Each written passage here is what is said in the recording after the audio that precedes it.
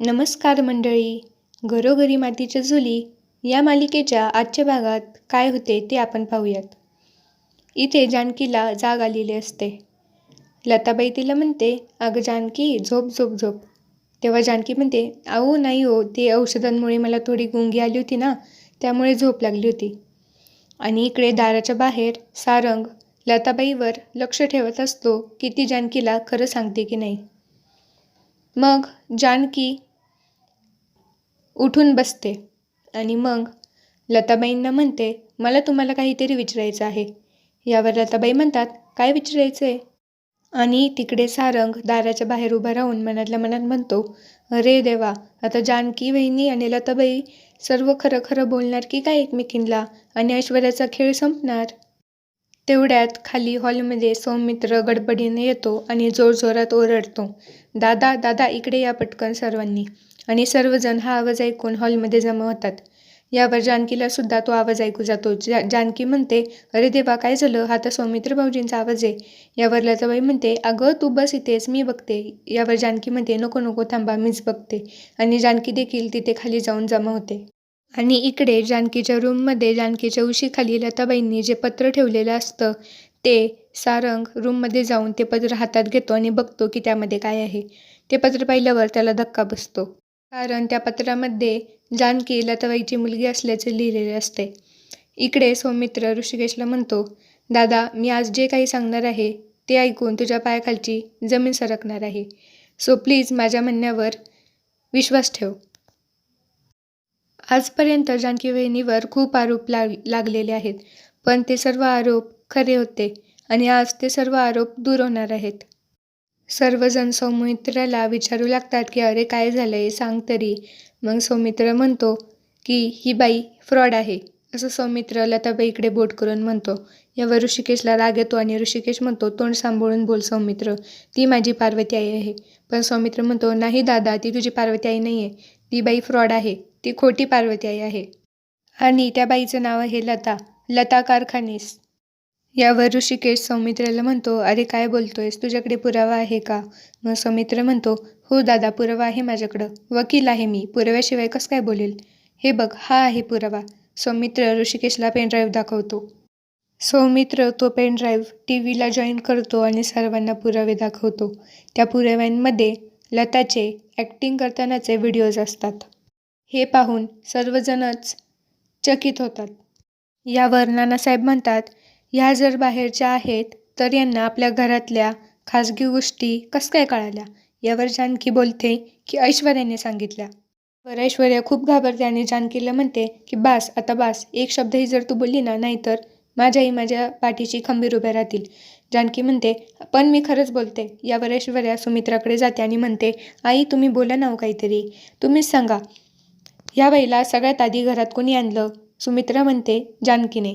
आणि या बाईची ओळख कोणी पटवून दिली पहिल्यांदा की ह्या पार्वती आई आहेत म्हणून? सुमित्रा म्हणते, जानकीनेच. ऐश्वर्या म्हणते, मग कसं काय ह्या बाईला मी आणलं असं म्हणताय तुम्ही? जानकी ऐश्वर्याचं बोलणं चालूच असतं. यावर सौमित्र म्हणतो, बास, तुम्ही कशाला भांडताय? लताबाई सांगतील ना की त्यांना या घरात कोणी आणलं. यावर लताबाई मनातल्या मनात म्हणतात, अगं बाई, आता मी काय करू? मी तर सांगू पण शकत नाही की जानकी माझी मुलगी आहे. मी जर असं सांगितलं तर सर्वजण म्हणतील की जानकी अशा बाईची मुलगी आहे, अशा नाटकी बाईची मुलगी आहे, आणि बिचाऱ्या माझ्या जानकीची काय इज्जत राहील या घरामध्ये. सर्वजण लताबाईला म्हणत असतात की अहो बोला ना तुम्ही, काय असेल तो सोक्षमोक्ष लावा ना, काय खरं आहे काय खोटं आहे कळू द्या आम्हाला. जानकीसुद्धा ते लताबाईला म्हणते की लताबाई, तुम्हाला आज खरं खोटं सांगावंच लागेल. सांगा ना तुम्ही की हे सर्व तुम्ही ऐश्वर्याच्या सांगण्यावरून केलं आहे, सांगा ना. तेवढ्यात मागून आवाज येतो की 1 मिनिट, या बाईला बोलतो आम्हीच करू.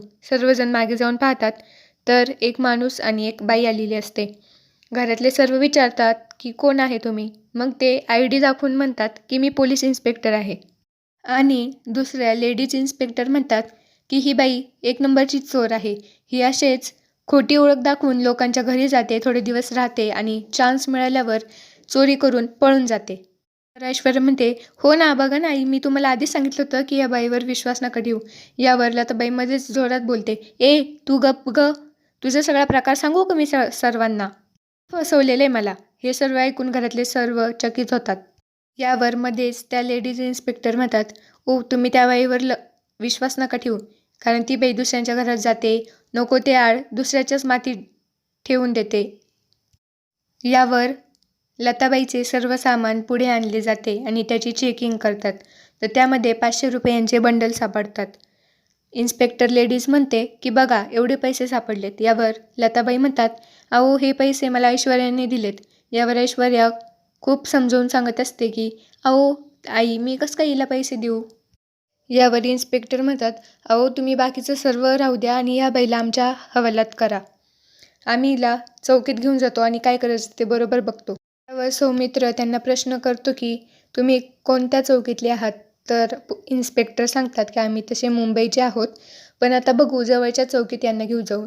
आणि तुम्ही एवढे आम्हाला प्रश्न नका विचारू, आम्ही तुम्हाला बांधील नाही आहे तुमची उत्तरं द्यायला. असे बोलून इन्स्पेक्टर लताबाईला तिथून घेऊन जातात.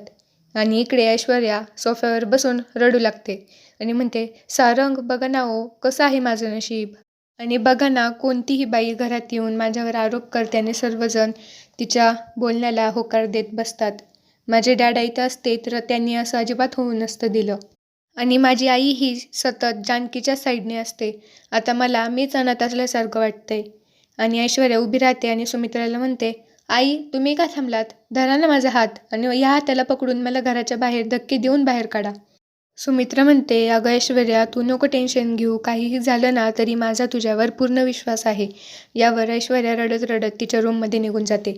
आणि जानकी म्हणते, अहो आई तुम्ही तिच्यावर विश्वास नका ठेवू. यावर सुमित्रा जानकीला ओढून म्हणते, पास कर जानकी, मी नक्की तिच्यावर विश्वास ठेवू का तुझ्यावर ठेवू, आणि नाटकी तुझी चालली आहेत की तिची चालली आहेत हे मी कसं समजू आता. सुमित्रा म्हणते की ऐश्वर्याला बोललेलं मला अजिबात चालणार नाही, त्यामुळे तुम्ही ऐश्वर्याला अजिबात दोष देऊ नका. तर असा होता आजचा एपिसोड आणि पुढील भागात आपण पाहणार आहोत. जेव्हा त्या दोन इन्स्पेक्टरचं लक्ष नसते तेव्हा लताबाई तिथून गपचूप पळ काढण्याचा प्रयत्न करतात. आणि इकडे सारंग ते लताबाईचे पत्र वाचतो आणि ते चुरगळून फेकून देतो. आणि सारंग मनात म्हणतो की बरं झालं हे पत्र जानकी बहिणींपर्यंत पोहोचलं नाही, आणि त्या पत्राला चुरगळून गोळा करून फेकून देतो. पण ते पत्र नेमकी घराच्या समोरच पडते आणि जानकी येत असताना तिला ते पत्र सापडते. जानकी ते पत्र ओपन करून बघते तर त्यात आईनं लिहिलेलं ते पत्र असं हे तिला समजतं. बाकीचा भाग पाहूया उद्या. माझ्या चॅनलला नक्की सबस्क्राईब करा, लाईक करा, शेअर करा आणि कमेंट करा. धन्यवाद.